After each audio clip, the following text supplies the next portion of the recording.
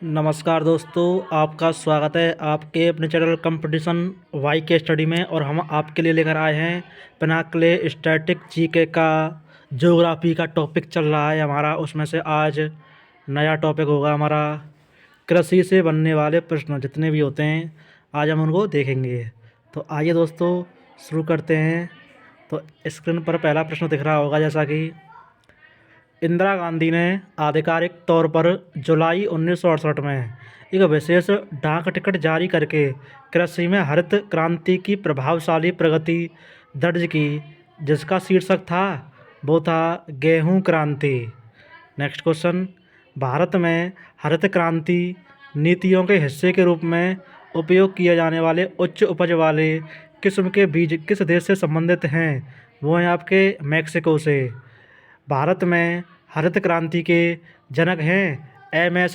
Swaminathan. Next question, Bharat के लिए miracle चावल के रूप में जाने जाने वाली चावल की किस्म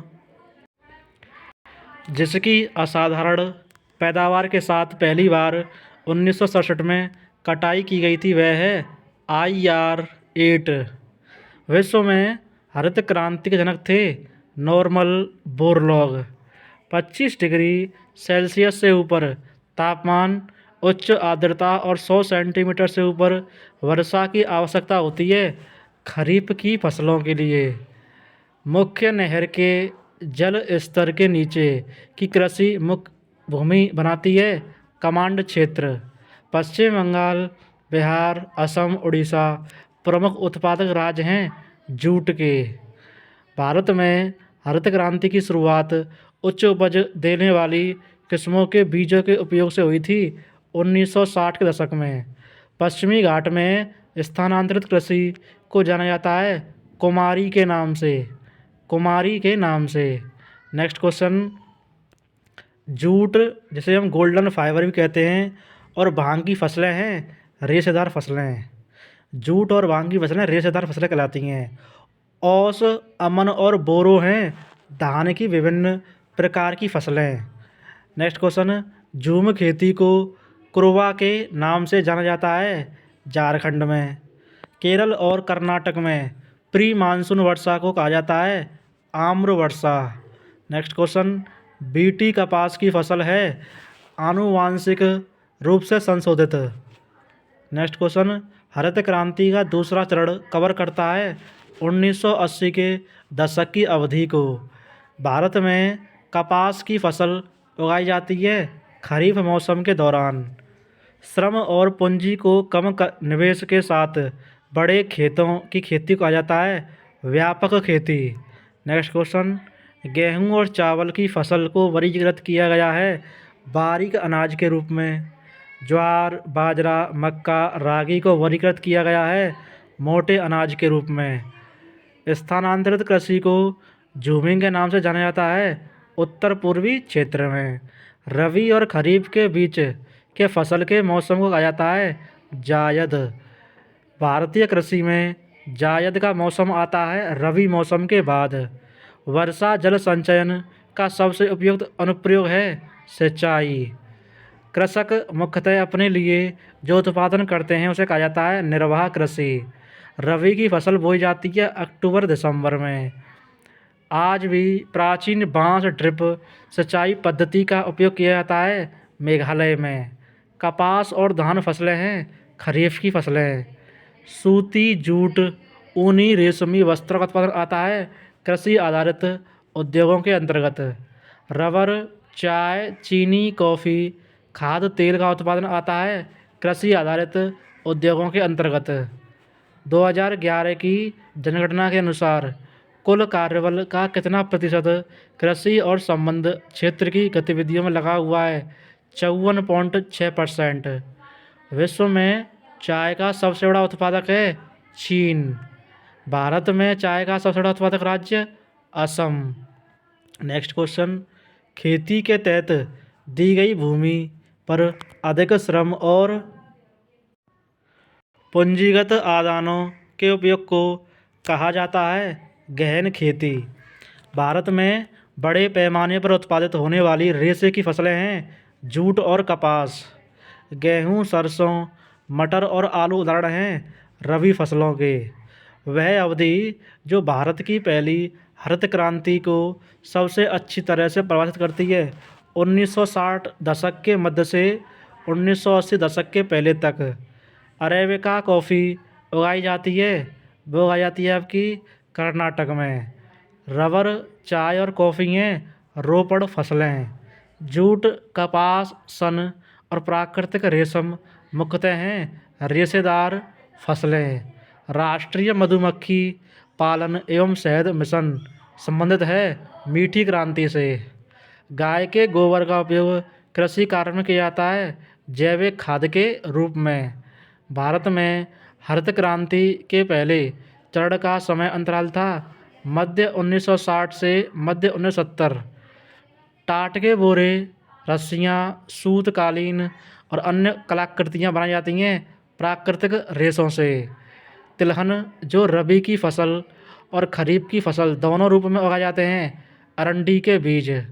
हरित क्रांति की शुरुआत हुई थी मैक्सिको से।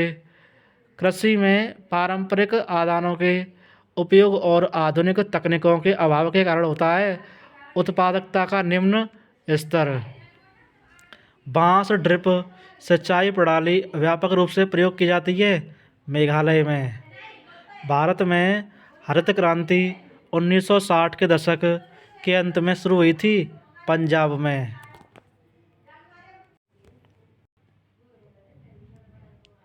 तिलहन जो रबी की फसल और खरीफ की फसल दोनों रूपों में उगाए जाते हैं अरंडी के बीज। हरित क्रांति की शुरुआत हुई थी मैक्सिको से। कृषि में पारंपरिक आदानों के उपयोग और आधुनिक तकनीकों के अभाव के कारण होता है उत्पादकता का निम्न स्तर। बांस ड्रिप सिंचाई प्रणाली व्यापक रूप से प्रयोग की जाती है मेघालय में। भारत में हरित क्रांति 1960 के दशक के अंत में शुरू हुई पंजाब में। हरित क्रांति उच्च उपज वाली किस्मों HYV की शुरुआत हुई थी चावल और गेहूं की। भारत में औपनिवेशिक शासन के दौरान कृषि में आई रुकावट को स्थायी रूप से खंडित कर दिया हरित क्रांति ने। हरित क्रांति के परिणामस्वरूप भारत में खाद्य फसलों के आयात में कमी आई। वह फसल जो उत्तर भारत में खरीफ की फसल और दक्षिण भारत में रबी की फसल है तिल। नेक्स्ट क्वेश्चन, किसानों द्वारा उच्च पैदावार वाली किस्म के बीजों का उपयोग किया गया था हरित क्रांति में। हरित क्रांति का फ़ायदा आत्मनिर्भरता है खाद्यान्न में। भारत में हरित क्रांति का दूसरा चरण प्रारंभ हुआ था मध्य 1970 मध्य 1980। खेती की कर्तन दहन प्रणाली का मुख्य कारण किसकी उर्वरता की पूर्ति करना है मृदा की। एक वर्ष में दो या दो से अधिक फसलें उगाने की पद्धति कहलाती है बहु फसल पद्धति। रागी, ज्वार और बाजरा हैं मिलेट की फसलें। भारत में हरित क्रांति के जनक हैं MS स्वामीनाथन। महावत किसके उत्पादन में मदद करती है रबी की फसलों के। पश्चिमी विक्षोभ के कारण शीत ऋतु में होने वाली अल्प मात्रा वाली वर्षा कहा जाता है महावत। जायद मौसम जिसे अन्य नाम से भी जाना जाता है ग्रीष्मकालीन फसल मौसम। भारत में हरित क्रांति का नेतृत्व किया था MS स्वामीनाथन ने। हरित क्रांति से उत्पादन में वृद्धि हुई है गेहूं और धान का। शीत ऋतु के महीनों के दौरान वर्षा की उपलब्धता किन फसलों के उत्पादन में मदद करती है रबी की फसलों के। मक्के की फसल का उपयोग दो रूपों में किया जाता है खाद्यान्न और चारा। मक्के की फसल के लिए तापमान की आवश्यकता होती है 21 डिग्री सेल्सियस से 27 डिग्री सेल्सियस के बीच। बहुफसली पद्धति एक घटक है हरित क्रांति का। भारत में हरित क्रांति में अधिक उपज देने वाले किस्म के बीजों के उपयोग में मुख्य आवश्यकता थी उर्वरक और कीटनाशकों की। C सुब्रमण्यम भारत में नई कृषि तकनीक लाए थे हरित क्रांति के समय। नहर प्रणाली एक विधि है सिंचाई की। भारत में श्वेत क्रांति को अन्य नाम से भी जाना जाता है ऑपरेशन फ्लड। हरित क्रांति के संबंध में किनके बीच असमानता बढ़ने का खतरा है छोटे और बड़े किसानों। गहन निर्वाह कृषि का प्रचलन है घनी आबादी वाले क्षेत्रों में। जूट को कहा जाता है गोल्डन फाइबर। विश्व में हरित क्रांति के जनक हैं नॉर्मल बोरलॉग। भारत में हरित क्रांति की शुरुआत हुई थी 1960 के दशक में। एकल फसल उगाई जाती है वृक्षारोपण कृषि में। भारत में हरित क्रांति का मुख्य उद्देश्य था राष्ट्रीय खाद्य सुरक्षा। खाद्य फसलों को अधिक फायदा हुआ है हरित क्रांति में। हरित क्रांति ने सकारात्मक भूमिका निभाई थी भारतीय अर्थव्यवस्था में। HYV का मतलब होता है अधिक उपज देने वाली किस्में। रबड़, चाय, कॉफ़ी हैं बागानी फसलें। कर्नाटक में चिकमंगलूर प्रसिद्ध है कॉफ़ी की खेती के लिए। कृषि उत्पादन के संदर्भ में MSP का तात्पर्य है न्यूनतम समर्थन मूल्य। गेहूँ उदाहरण है रबी फसल का। हरित क्रांति के दौरान सबसे अधिक फायदा हुआ है चावल और गेहूँ फसलों को।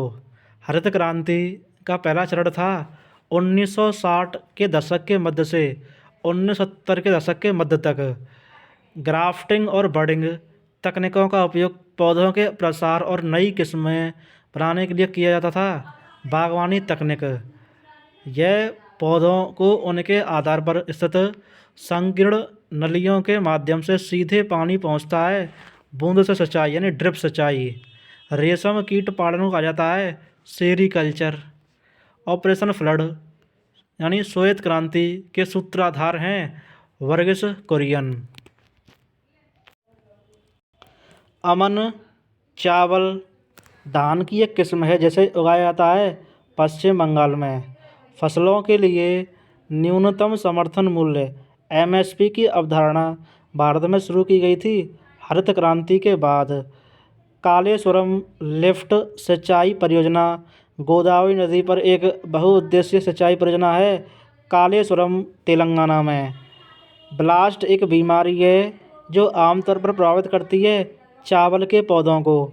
सरसों, तिल, जैतून स्रोत हैं वनस्पति तेल के। राष्ट्रीय किसान आयोग की अध्यक्षता की थी प्रोफेसर MS स्वामीनाथन ने। MSP किसकी सिफारिशों पर तय होती है? कृषि लागत और मूल्य आयोग की। नीली क्रांति संबंधित है मत्स्य पालन से। रबी की फसलें उगाई जाती हैं शीत ऋतु में। जोहड़ और खड़ीन पारंपरिक जल संचयन विधि का प्रयोग किया जाता है राजस्थान में। टांका एक पारंपरिक जल संचयन विधि का उपयोग किया जाता है राजस्थान में। पंजाब और हरियाणा में सिंचाई का मुख्य स्रोत है नहरें। गेहूँ, सरसों, चना की खेती की जाती है रबी मौसम में। रेशम के उत्पादन के लिए रेशम के कीड़ों को आमतौर पर पाला जाता है शहतूत के पेड़ों पर। बीजों को सबसे अच्छा संरक्षित किया जा सकता है ठंडी और शुष्क परिस्थितियों में। हरित क्रांति शब्द गढ़ा गया था डॉक्टर विलियम गॉड द्वारा। मध्य प्रदेश में स्लैश एंड बर्न कृषि का स्थानीय नाम है बेवर या दहिया। आंध्र प्रदेश में स्लैश एंड बर्न कृषि कहा जाता है पोडू या पेंदा। दक्षिण पूर्वी राजस्थान में स्लैश एंड बर्न कृषि को कहा जाता है वोले या वोल्ट्रे। उड़ीसा में स्लैश एंड बर्न कृषि को कहा जाता है कोमान या ब्रिंगा। एक खरीफ फसल जिसके लिए उच्च तापमान 25 डिग्री सेल्सियस से ऊपर और उच्च आर्द्रता के साथ 100 सेंटीमीटर से अधिक वार्षिक वर्षा की आवश्यकता होती है वह है चावल की फसल। हरित क्रांति के प्रारंभिक चरण में संकर बीजों का प्रयोग किया गया था गेहूं के लिए। गेहूं, चना, मटर, सरसों, अलसी हैं रबी की फसलें। धान, सोयाबीन, अरहर, मक्का, कपास, मूंग और उड़द हैं खरीफ की फसलें। तरबूज, खरबूज, खीरा, सब्जियां और चारा हैं जायद की फसलें। राष्ट्रीय बीज निगम की स्थापना उच्च उपज वाले किस्म के बीजों के विकास और वितरण को बढ़ावा देने के लिए की गई थी 1963 में।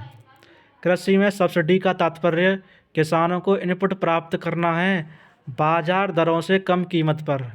विश्व में हरित क्रांति के जनक नॉर्मल बोरलॉग का संबंध है संयुक्त राज्य अमेरिका से। उड़ीसा में चावल को माना जाता है निर्वाह फसल। खानाबदोश चरवाहे अपने जानवरों के साथ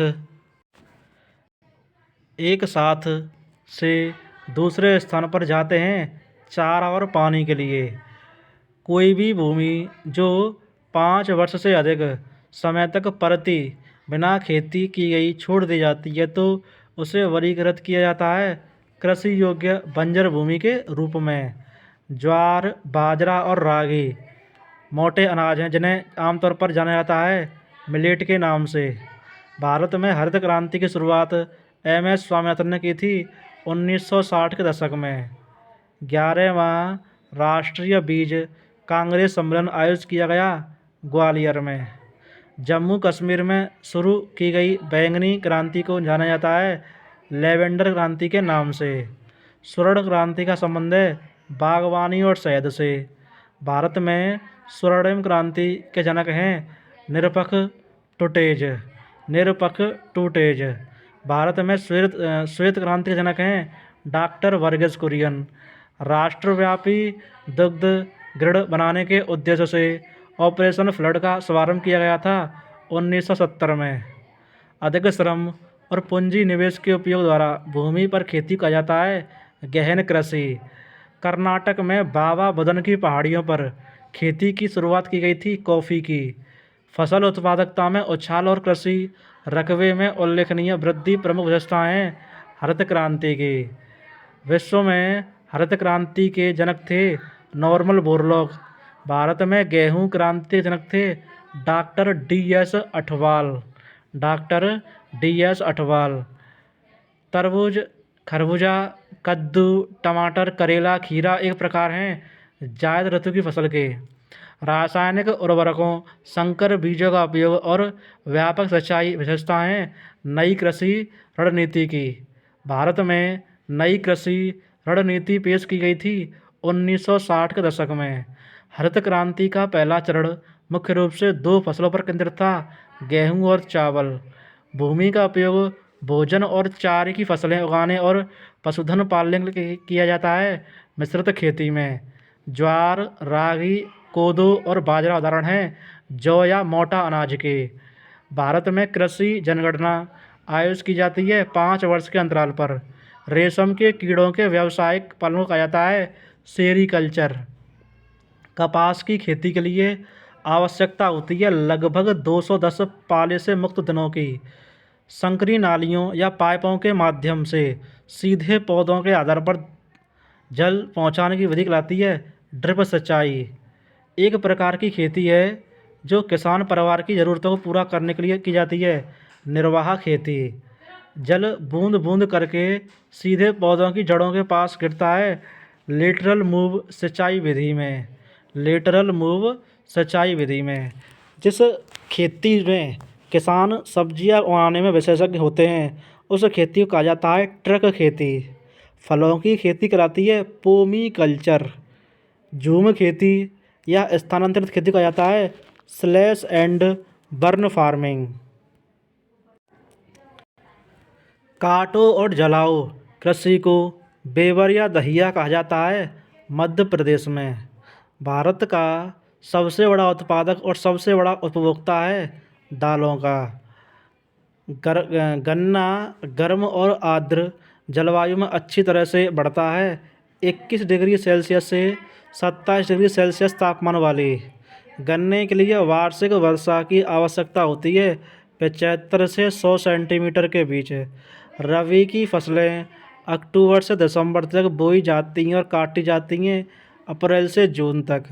काटो और जलाओ कृषि को पोडू या पेंदा के नाम से जाना जाता है आंध्र प्रदेश में।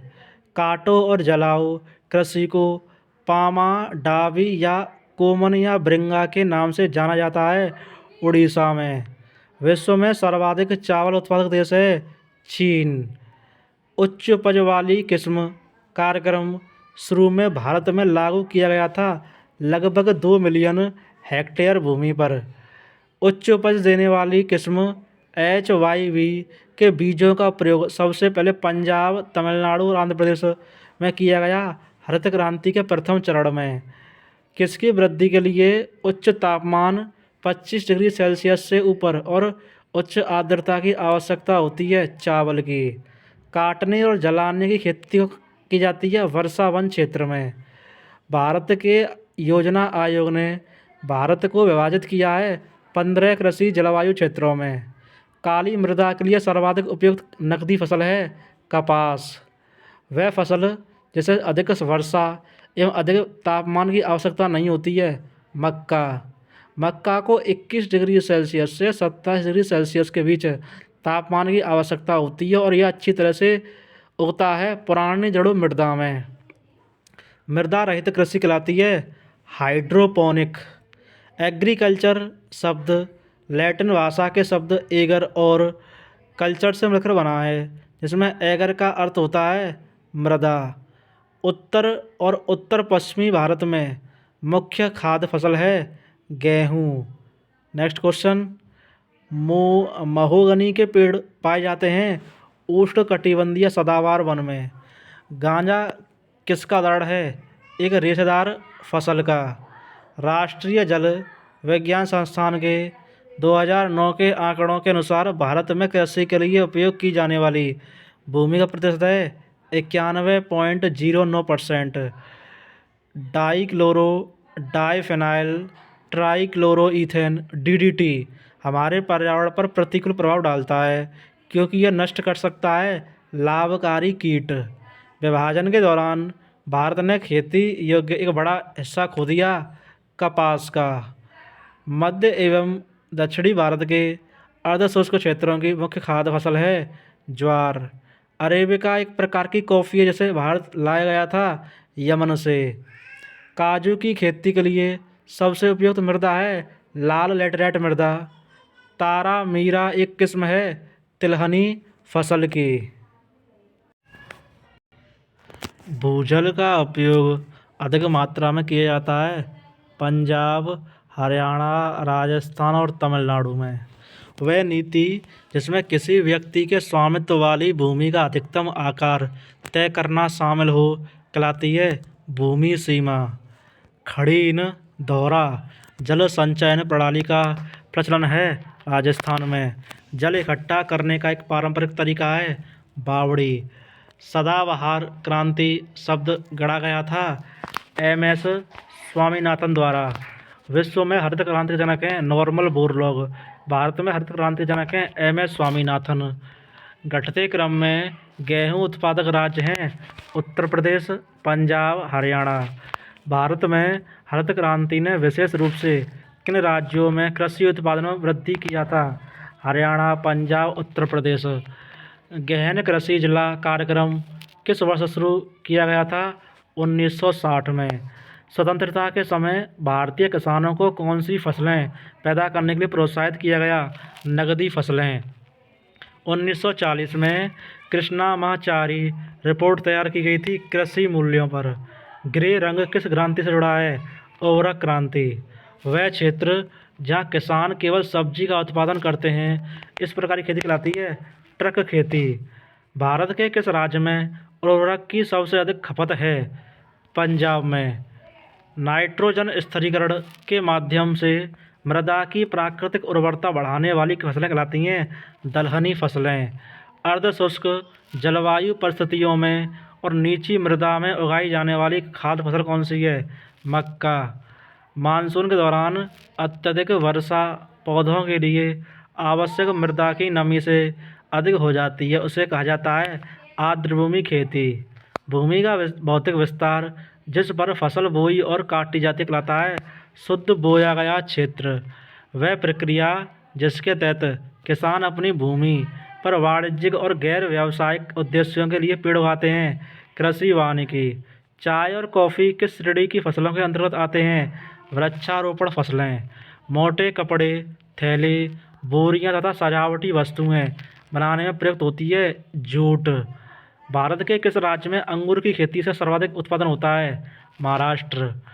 समोच्च रेखा के साथ ढलान वाली भूमि पर जुताई करना कहलाता है समोच्च जुताई। भारत की श्वेत क्रांति की उत्पत्ति कहाँ से हुई थी? गुजरात से। पशुओं का पालन पोषण तथा फसल एक साथ उगाना किसकी प्रमुख विशेषता है? मिश्रित खेती की।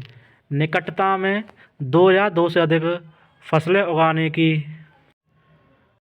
प्रथा है तो वो है आपकी अंतर फसल। कौन सी प्रथा है? अंतर फसल। गैस जो दलदलों और धान की खेती से उत्सर्जित होती है, मीथेन। लगाए गए पेड़ों की पंक्तियों के बीच कृषि फसलों को उगाने की प्रणाली को कहा जाता है तोंगिया प्रणाली। बाजरा, रागी, ज्वार, सामा, बाजरा, वरीगा हैं सूखा सैनीय फसल। सूखा सैनीय फसल। रेशम प्राप्त होता है बॉम्बिक्स मोरी से। पीली क्रांति का तात्पर्य किसका उत्पादन बढ़ाने से है? तिलहन। पौधों के चारों ओर या संपूर्ण रोपण क्षेत्र में मृदा की सतह पर पदार्थ की एक परत चढ़ाना कहलाता है मल्चिंग। घास पात से ढांकना। केंद्रीय शुष्क क्षेत्र अनुसंधान संस्थान स्थित है जोधपुर में। भारत में गन्ने का सबसे बड़ा उत्पादक है उत्तर प्रदेश। भारत में चाय का सबसे बड़ा उत्पादक है असम। भारत में रबर का सबसे बड़ा उत्पादक है केरल। विटिकल्चर या अंगूरी खेती एक विशेषता है भूमध्य सागरीय क्षेत्र की। मीठी क्रांति का संबंध किससे है? शहद से। भारत में स्वर्णिम क्रांति का काल कहा जाता है 1991 से 2003। अंडमान और निकोबार द्वीप समूह में कर्तन धरण प्रणाली कृषि कहा जाता है दीपा। भूरी रंग की क्रांति किससे संबंधित थी? चमड़ा कोकोआ से। इचिनोक्लोआ क्रुसोगैली बार्नयार्ड घास प्रमुख खरपतवार है चावल की फसल का। विश्व की सबसे हल्की ऊन शहतूत ऊन किससे प्राप्त होती है? तिब्बती मृग से। ज्वार, बाजरा और धान है खरीफ की फसल। कौन सा पौधा हरा सोना के नाम से जाना जाता है? बांस का पौधा। अफगानिस्तान का हेलमंद प्रांत किसकी खेती के लिए प्रसिद्ध है? अफीम। रजत क्रांति का संबंध किससे है? अंडा उत्पादन से। रबी और खरीफ मौसम के बीच एक छोटा मौसम होता है जिसे कहा जाता है जायद मौसम। जलवायु परिवर्तन पर आधारित कृषि से संबंधित राष्ट्रीय पहल शुरू की गई थी ICAR द्वारा। गन्ने से मीठा रस निकालने के बाद बचा हुआ फाइबर आता है खोई या फिर बगैस। खोई बगैस। भारत का मसाला उद्यान कहा जाता है केरल को। वनों की कटाई के लिए जिम्मेदार प्रमुख कारकों में से एक है कृषि। भारत में सोयाबीन का सबसे बड़ा उत्पादक है वो है आपका मध्य प्रदेश। बीटी कपास है। बीटी कपास को हम आनुवांशिक रूप से संशोधित फसल कहते हैं। भारत में सर्वाधिक ऊन उत्पादन होता है राजस्थान से। भारत में प्राकृतिक रबड़ का अग्रणी उत्पादक राज्य है वह है आपका केरल। पुरानी बांस ड्रिप सिंचाई तकनीक का उपयोग किया जाता है मेघालय में। राजस्थान में काटो और जलाओ कृषि को कहा जाता है उसे कहा जाता है वॉल्ट्रे। क्या कहा जाता है? वॉल्ट्रे। मणिपुर में शिफ्टिंग या झूम की खेती को किस नाम से जाना जाता है? पामलू। IR8 एक बौना किस्म है चावल की। पश्चिम बंगाल में औस, अमन और बोरो शब्द संबंधित हैं चावल की किस्म से। विश्व में जूट के अग्रणी उत्पादक देश हैं भारत और बांग्लादेश। भारत में हरित क्रांति के प्रथम चरण की शुरुआत हुई थी 1960 से 1970 दशक के मध्य तक। मक्के की फसल के लिए उपयुक्त तापमान है 21 डिग्री सेल्सियस से 27 डिग्री सेल्सियस। भूमि की भौतिक सीमा जिस पर फसल बोई और काटी जाती कहते हैं शुद्ध बोया क्षेत्र। एरी, तूसर, शहतूत और मूंगा प्रकार है रेशम की। पीली क्रांति का संबंध है तिलहन उत्पादन से। भारत में खाद्यान्न उत्पादन को बढ़ाने के उद्देश्य से चलाए जाने वाले कार्यक्रम को जाना जाता है हरित क्रांति के नाम से। भारत के उत्तर पश्चिमी भाग में प्रसिद्ध अमेरिकी कपास की किस्म कहा जाता है नरमा। कृषि में HYV का अर्थ है उच्च उपज देने वाली किस्म। भारत में गहन कृषि विकास के लिए 1960 में शुरू किया गया कार्यक्रम था गहन कृषि जिला कार्यक्रम। MS Swaminathan, William God, normal Borlaug समझते हैं हरित क्रांति से। सोनालिका उच्च उत्पादन वाली किस्म है गेहूं के। भारत में कीटनाशक HYV बीज सिंचाई सुविधा प्रमुख घटक हैं हरित क्रांति के। भारत में सिंचाई प्रौद्योगिकी के विकास के परिणामस्वरूप वृद्धि हुई थी शुद्ध संचित क्षेत्र में। भारत में आदिम निर्वाह कृषि के लिए भूमि उत्पादकता की स्थिति है निम्न। भारत में मानसून की शुरुआत से शुरू होने वाले क्रम में फसल मौसम है खरीफ, रबी और जायद। वैकल्पिक पंक्तियों में उगाई जाने वाली विभिन्न फसलें उदाहरण हैं अंतर्वर्ती फसल। कॉफ़ी बागानों को नुकसान हो सकता है दोनों को पकने के समय वर्षा होने से। भारत में तरबूज और खरबूज का उत्पादन होता है जायद मौसम में। उच्च तापमान, उच्च आर्द्रता और वर्षा किसकी खेती के लिए उपयुक्त स्थिति है? चावल की। अपने वर्धन काल के दौरान मूंगफली की खेती के लिए न्यूनतम वर्षा आवश्यक होती है 50 से 125 सेंटीमीटर। चावल, मक्का, ज्वार, बाजरा, सोयाबीन, कपास इत्यादि खरीफ फसलें हैं। राष्ट्रीय सरसों अनुसंधान केंद्र स्थित है राजस्थान में। पंजाब में पारंपरिक रूप से रबी फसलों की कटाई से जुड़ा त्यौहार है बैसाखी। चावल की खेती की जाव प्रणाली किस राज्य में प्रचलित जल संचयन की एक स्वदेशी विधि है? नागालैंड में। चावल, कपास और गन्ना हैं सर्वाधिक पानी की खपत वाली किस्में। राष्ट्रीय जूट नीति बनाई गई थी 2005 में। स्थानांतरण खेती को जाना जाता है झूम कृषि के नाम से। इंदिरा गांधी ने जुलाई 1968 में एक विशेष डाक टिकट जारी किया था गेहूं क्रांति के लिए।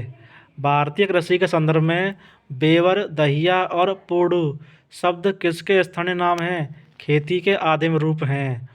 भारत का सबसे बड़ा कॉफ़ी उत्पादक राज्य है कर्नाटक।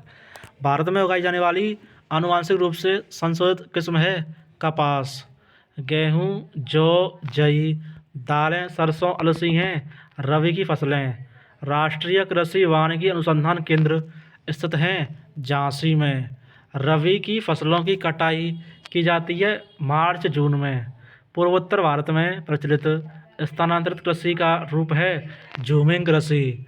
भारत का सबसे बड़ा जूट उत्पादक राज्य है पश्चिम बंगाल।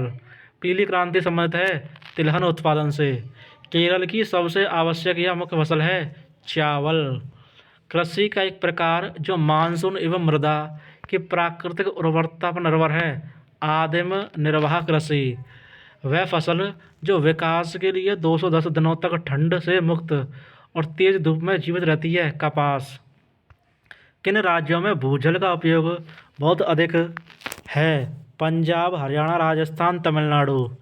कपास, सन, जूट, ऊन, रेशम हैं प्राकृतिक फाइबर। भारत में खरीफ का मौसम काफ़ी हद तक मेल खाता है दक्षिण पश्चिम मानसून से। विश्व का सबसे बड़ा जूट उत्पादक देश है भारत। भारत का सबसे बड़ा चाय उत्पादक राज्य है असम। जम्मू एवं कश्मीर का पंपोर शहर जाना जाता है केसर की खेती के लिए। एक वर्ष के दौरान किसी भूमि पर एक से अधिक फसल उगाने को कहा जाता है बहुफसली कृषि। जूट, कॉफ़ी, चाय, कोको, कपास और गन्ना हैं नगदी फसल। इंडोनेशिया और मलेशिया में झूम खेती को कहते हैं लदांग। मैक्सिको और मध्य अमेरिका में झूम खेती को कहते हैं मिल्पा। रोका स्थानांतरित खेती का नाम है ब्राज़ील में। चेना स्थानांतरित खेती का नाम है श्रीलंका में। मजोले स्थानांतरित खेती का नाम है जैरे नदी घाटी में। तामराई स्थानांतरित खेती का नाम है थाईलैंड में। अरेबिका, रोबस्टा और लाइबेरिका किस्में हैं कॉफ़ी की। एक ही खेत में एक निश्चित पैटर्न में एक साथ दो या अधिक फसलें उगाने को कहते हैं अंतर फसल। अलग अलग पंक्ति व्यवस्था में दो या दो से अधिक फसलों को एक साथ उगाने की प्रक्रिया को कहा जाता है।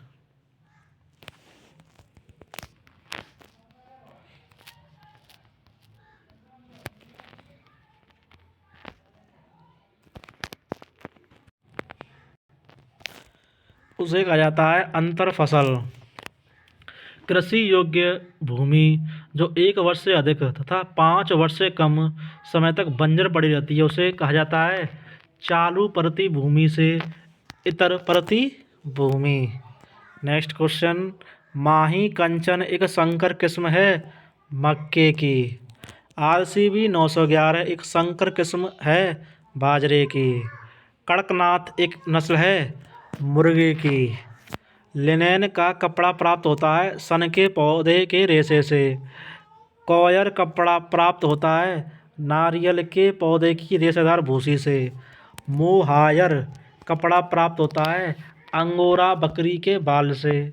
डाउन कपड़ा प्राप्त किया जाता है बतख और गीज के पंखों से। करेवा कश्मीर किसकी खेती के लिए प्रसिद्ध है? केसर की।